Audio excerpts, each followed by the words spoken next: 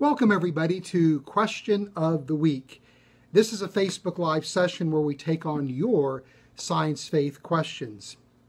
It has been quite some time since we've done one of these broadcasts. I think the last time I did a broadcast was in April, but I had to put the Facebook Live sessions on hiatus because I was working on a manuscript on a book on transhumanism. I'm collaborating with my friend Ken Samples on a book on transhumanism and human enhancement technologies, and looking at these advances and these prospects for a future from a Christian worldview perspective. And in order to get the manuscript completed, I just simply had to shut down my Facebook Live activities along with some other projects. But now that the manuscript is safely in the hands of the editors, I've got a little bit more time on my hand, and I'm hoping that we can resume these Facebook Live sessions on a more regular basis. So anyway, thank you for all of you who have been patient about these sessions going away. I know several of you have sent me messages suggesting topics for Facebook Live sessions, and hopefully I'll be able to go back into the archives and dig out some of those suggestions and again resume these weekly broadcasts. This week's broadcast is taking on the question, is intelligent design or creationism simply an appeal to magic? That is, if we argue that a creator or an intelligent agent is responsible for the universe or for life or the design and the history of life, are we actually saying that poof, God did it? That it's just simply appealing to magic to explain the universe or some phenomena in the universe? This question, interestingly enough, has come up in the last week several instances when I've been engaging skeptics on Twitter. Two of the people that raised this objection recently are Aaron Ra, a fairly well-known skeptic, and a guy by the name of Rider in Black 76. And so given the frequency in which this question has come up, I thought this would be a great way to get back in the saddle and to resume these Facebook Live broadcasts. So I'm going to take on that question in a minute. Is intelligent design slash creationism an appeal to magic? Is it magical thinking? In a minute. But before I do that, I want to ask those of you who are watching this broadcast to take just a quick second and check in. Let me know who you are and where you're watching from. This is actually valuable information for us to have as we plan future broadcasts, but it's also a great way for me to get to know who you are. And I really like to know who it is that is watching these broadcasts. And then also take a moment and react to the broadcast with the like button. The more likes that we get, the greater the visibility this broadcast has in the Facebook feed. And so you're helping to distribute the broadcast by just simply hitting the like button. And then finally, I'd like for you to weigh in on this topic. Please go ahead and give me your thoughts on this question in the comments section. I want to know what you think, including those of you who would disagree with my perspective on this question. Also, one other thing, if you are watching this broadcast, as a special gift for you, we have some free resources for you. All you have to do is text FUZZ, F-U-Z, to 31996, FUZZ, text FUZZ to 31996, and that will take you to a portal that will give you access to some resources that you might find valuable, including PDF copies of the introduction in one of the chapters in the book that I co-authored with you, Ross, Origins of Life, as well as a video download entitled Why I Believe God Exists, which describes the scientific case, from my perspective as a biochemist, for a creator's existence and role in the origin and the design of life. Or if you're not capable of texting, you can go to our a special web address, www.reasons.org/fuzz, again, F-U-Z, reasons.org/fuzz, and it'll take you to that same portal. So please take advantage of that free offer. All right, without any further ado, let's go ahead and get started. And as I mentioned, I was involved in some Twitter discussions. It's hard to discuss things really on Twitter, but as much as anyone can, with a number of skeptics, and these discussions were triggered by posts of articles that I made describing discoveries in science that I believe point to the reality of a creator and that creator's role in the origin and the design of life. And in response to some of those posts, a number of skeptics asserted that essentially what I was doing is appealing to magic, that creationism is magic, that intelligent design is magic. And so what I want to do is respond to that question, that challenge. And the first thing that I want to do is unpack where does that challenge actually come from. And from my perspective, I believe it has to do with the influence that methodological naturalism has on the way that science is carried out today. Now, for those of you who aren't familiar with that term, methodological naturalism is really a simple concept. It essentially means this, that when one engages in the scientific enterprises, or in the scientific enterprise, one has to operate as if God does not exist, that one cannot appeal to the supernatural to account for the universe or any phenomena in the universe, that one can only appeal to materialistic, mechanistic, natural process explanations for the universe and phenomena within the universe. So the idea is this, that whether you believe in God or not, that you simply operate as if God doesn't exist. Sometimes it's called provisional atheism or benchtop atheism.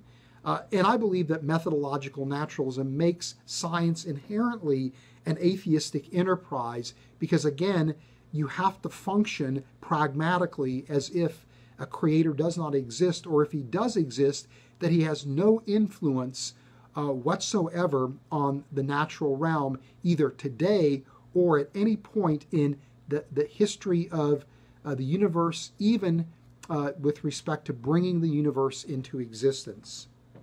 Now, think about that for a minute. If that is your approach to science, then mechanism is the way you have to explain everything.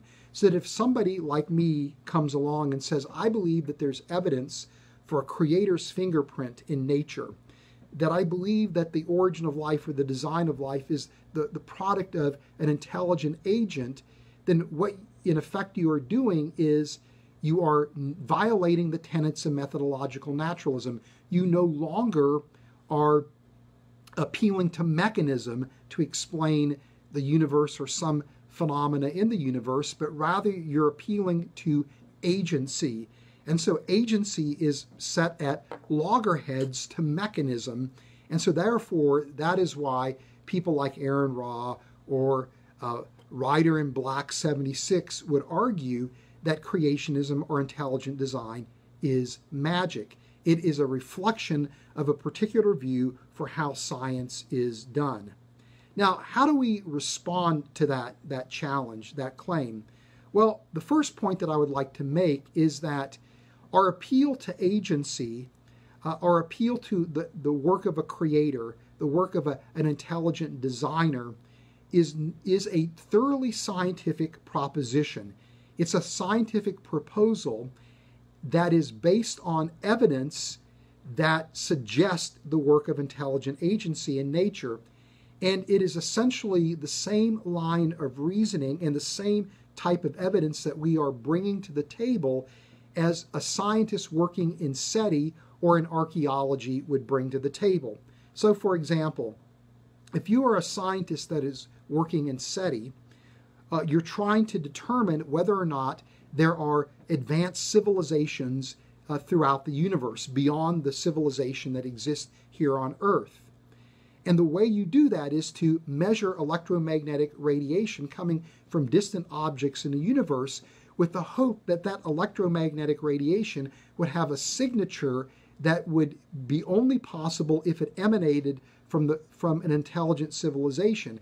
That is, you believe that you have techniques that can detect the work of intelligent agency and discriminate it from electromagnetic radiation emanating from some kind of natural object that has a natural source to it. That is, you actually are looking to explain electromagnetic radiation in terms of agency, not mechanism.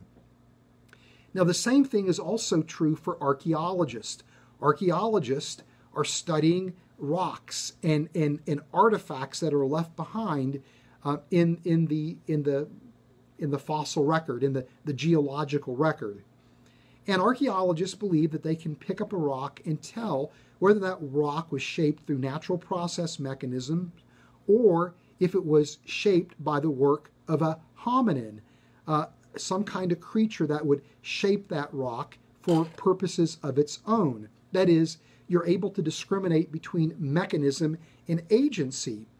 And so this is the same type of reasoning that we're employing when we make a case for intelligent design, is we're making a rigorous case for agency to explain the origin of life and the design of life. In my case, looking at the origin and the fundamental design of life at a molecular level as a biochemist. And in effect, we're following the same line of reasoning as archaeologists or SETI researchers would employ. Let me give you a more detailed example just to make this point. A few years ago now, a team of researchers working in San Diego County, not too far from where our offices are located here at Reasons to Believe, on a mammoth site where these researchers were characterizing a woolly mammoth site that was uncovered by Caltrans as they were doing some road work. And this actually was discovered in the early 90s, and at that time it looked as if that site was the work of modern humans that were in North America, because the femurs that they uncovered for the woolly mammoths were arranged in a non-natural way, and that they had fracture marks on them that looked like they were caused by cobble, by stones that were associated with the woolly mammoth femurs, and those stones, those cobble, had abrasion marks on them that were consistent with the stones being used to strike the femur, with the idea that likely these creatures are trying to get to the marrow that is inside the bones of the woolly mammoth. But they couldn't date the site, try as they might, until just maybe a couple of years ago now, they were able to date the site. And to their surprise, the site dated at about 130,000 years in age. This is almost 110,000 years earlier than what we think modern humans made their way into the Americas, and they concluded that maybe Neanderthals made their way across the Bering Strait into the Americas well before modern humans made their way here. A rather controversial claim. Now, to make sure that they had all their ducks in a row, what they did is not only presented a case for why it looked as if the woolly mammoth remains were actually processed by some kind of creature, but they tried to eliminate any other explanation for why the bones and the cobble would have been in those configurations by appealing to scavenging activity of creatures and then eliminating that as a possibility and things like that. And then finally they went into the lab and they showed that if they took a rock and they struck an elephant femur or the femur of a cow, they could produce the same kind of fracture patterns on the bone and same kind of abrasions on the rocks. So what did they do? They presented a case for design that is for the intentional arrangement of these woolly mammoth remains reflecting the activity of agency. They eliminated natural process explanations, and then they showed that in the laboratory, when they functioned as an agent, they could create that same kind of feature that they saw on the cobble and the stones. And this is exactly how we've argued for a creator's role in the origin and the design of life in our books. First of all, The Cell's Design, where we present a rigorous case for how you can detect design in biochemical systems. In our book, Origins of Life, we show how every possible explanation for the origin of life, and hence the origin of biochemistry, comes up short from a natural process mechanistic standpoint. And then finally, in our book, Creating Life in the Lab, we show how work in synthetic biology and prebiotic chemistry show intelligent agency is vitally critical to affect different steps that we think would have been necessary to go from chemicals to the first cells, or how trying to create protocells in a laboratory requires the work of intelligent agency. So we've laid out the same kind of case that the archaeologist studying this woolly mammoth site laid out in this paper that was published, I believe, in the journal Nature. So what we're presenting to you is a scientifically based conclusion for agency. Now, some people might criticize us and say, but you're not necessarily identifying who that agent is, and therefore you can't rightly conclude that it's the work of a creator. But I'll point out another study done in the context of SETI to respond to that. And this is a study that's now actually being discussed quite extensively about a claim from researchers from Harvard University that fast radio bursts are actually a reflection of the activity of an intelligent civilization. Now, I'm not going to get into the details of why they believe this to be the case, but they argue that the signature of these fast radio bursts is consistent with the work of agency, and we currently don't have a good explanation from a mechanistic standpoint for what fast radio bursts are. Therefore, they conclude maybe this is the work of agency. But they don't know anything about this intelligent civilization, who they are, what their capabilities might be, or what their motives might be, but yet they're still able to detect design. So we don't necessarily have to know anything about the designer to detect evidence for design. But I would argue that the scientific record actually gives us clues as to the capability of the designer. And again, we can discern this by looking at work in archaeology. Archaeologists can pick up an artifact and they can tell something about the capability of the hominin, for example, that created that artifact. So, for example, there's currently a debate raging among anthropologists about the intellectual or cognitive capacities of Neanderthals. And that argument is based entirely on what the archaeological record shows and what we can infer about Neanderthal intelligence from the archaeological record. And so the point is that science can give us some insight as to the capability of the designer. And so when we think about this idea that the origin and the design of life is the product of an intelligent agent, we can go one step further and from what we see in the scientific record, draw some conclusions, or at least put in place some parameters as to what the capabilities of this designer would be. And here we would now turn to science in a broader sense, because we know the universe has a beginning. That means the cause of the universe must be some kind of transcendent agent. We see design in the universe. This is the anthropic principle. We see design in the earth. This is the rare earth hypothesis. We see design in biochemistry, in biological systems. And so that design suggests purpose, intentionality, suggests that transcendent cause is personal. We see that the laws of nature are fixed, that they're uniform. This again is telling us something about the character or the nature of the designer. Or when we go to biology, we see that there's a universal nature to biochemistry, that there are these shared features that organisms possess. that you could argue that these shared features, this universality of biochemistry, suggests that that creator is a singular entity, that it's not multiple creators, but a single creator. And so we could go on and on constructing some perspective or insight into the nature of that designer simply from the scientific evidence at hand. So the point being this, that the claim that we see evidence for intelligent design, we see evidence for a creator who brought the universe and life into existence, that's responsible for the design of the universe and the design of life, is not an appeal to magic. It's a rigorous scientific proposal based on evidence and the kind of reasoning employed by SETI, employed by archaeologists.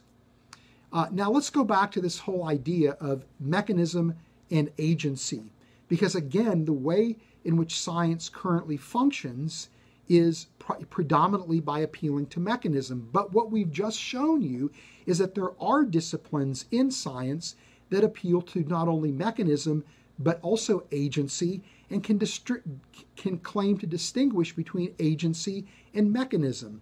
So why can we not then appeal to agency to explain the origin of the universe, or the origin of life, or the design of the universe, or the design of life? And instead of appealing to an agent within space and time, we're appealing to the work of an agent outside of space and time. And just because we're appealing to the work of an agent doesn't mean that we're saying anything about how that agent brought about his creative accomplishments. We're not making any statement about how that was affected.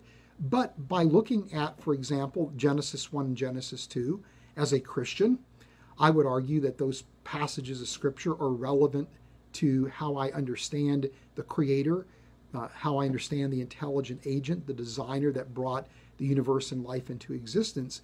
We see that there are a number of different Hebrew verbs that are used to describe the work of a creator, bara, which means to originate something new that's never existed before, or asa, yatsar, bana, which means to take existing material and to fabricate it into something new. Or we see words like haya or dasha, which suggest that God is allowing natural processes to bring about creative purposes. So God can create outside the laws of nature, within the laws of nature. He can intervene directly, or he can create indirectly through process, through mechanism. So we're allowing for both a combination of agency and mechanism to explain features in the universe. Still, we're ascribing that work to a creator in those instances. And also in Christian theology, there's a concept of providence, which in the context of what we're discussing here, providence would be the mechanisms and the laws of nature and the natural processes that God has ordained that operate continuously, and through which the creation is essentially provided the resources that it needs to be sustained. And so again, we see that mechanism is part of a theistic view of science, but so is agency, and we believe that science has the toolkits to detect agency. So we're not appealing to magic, but again, we're making a rigorous statement. You know, and something else that I think is worth pointing out here, and this is based on a conversation I had a number of years ago with a patent lawyer who was sympathetic to intelligent design. And he worked for Lucent Technologies, and he and I had a discussion, and he asked me the question, what mechanism is in play when an inventor designs a novel technology? What mechanism is in play? And in a sense, the question he was asking me was an absurd question, because mechanism is not relevant when we're talking about an intelligent agent inventing or designing or conceiving of a technology. It's the work of agency. And so when we argue that an intelligent agent, a creator, is involved in the origin and the design of the universe, or the origin and the design of life, again, we're appealing to agency, And by definition, we are excluding or minimizing the exclusive role of mechanism by doing so. But that doesn't mean we're appealing to magic, okay? What we're doing is we're appealing to agency, and that's very different. And finally, the last point I want to make is that it's not just people that are creationist and intelligent design proponents that are quote-unquote guilty of magical thinking. I could basically argue the same thing, particularly when it comes to physics. To appeal to a multiverse, for example, as a way to explain the beginning of the universe and the design that we see in the universe, is appealing to an entity that is not detectable, that we can't really probe scientifically speaking. What makes it appealing is that it's a mechanistic explanation, but it's qualitatively no different than somebody that would appeal to the work of a creator. There's an element of magical thinking going on there. Or when we talk about string theory, which again is an idea that is questionable in terms of its testability, is that a type of magical thinking that again is an attempt to account for the design that we see in the universe? Or when we talk about things like dark energy, and again, I'm not denying the reality of dark energy, but here we have this mysterious force that seems to be propelling or accelerating the expansion of the universe that constitutes a large proportion of the universe. Again, we've got this mysterious element to aspects of physics. Does it seem, you could make the argument, I would say, that it seems like that is bordering on magical thinking in and of itself. It's just magical thinking in a materialistic context as opposed to a theistic context. So I think people want to be careful about accusing intelligent design proponents and creationists of magical thinking. Anyway, that's all I want to say on that topic. It's an interesting question, a provocative question, but I think at the end of the day, it is a red herring. It is a distraction because it's a great way to sidestep, if you are a skeptic, the dealing with the evidence that I think very powerfully points to the reality of a creator that we see in the record of nature, whether it's in physics or whether it's in biochemistry. And in my mind, by accusing ID people or creationists of magical thinking, you are deflecting the conversation away from the real issue, and that is, what do you do with the compelling evidence for the work of a creator? And I would hope that you would entertain the possibility that just maybe everything that we see is indeed the handiwork of a creator, and the creator who is described in Scripture. And what's amazing to me is that what the Scripture teaches us is that we can enter into an intimate relationship with that creator through the blood of the Lord Jesus Christ, through the work of Christ on the cross. Okay, I'm going to bring things to a close with that. Just want to remind you, if you're watching this broadcast, check in. Let us know who you are, where you're watching from. Much appreciated. React to the broadcast with the like button. Offer your perspective on this question, this topic in the comment section. And then last but not least, take advantage of the free resources that we're offering you. Text FUZZ, F-U-Z, to 31996 to get to a portal that will give you access to free resources, PDFs of book chapters and video downloads. And then if you can't text that FUZZ to 31996, go to www.reasons.org/fuzz, F-U-Z, /fuzz, and that'll take you to that same portal. Okay, until next time, I want to close by just reminding you, the more that we know about science, the more we have reasons to believe. God bless you. See you next time.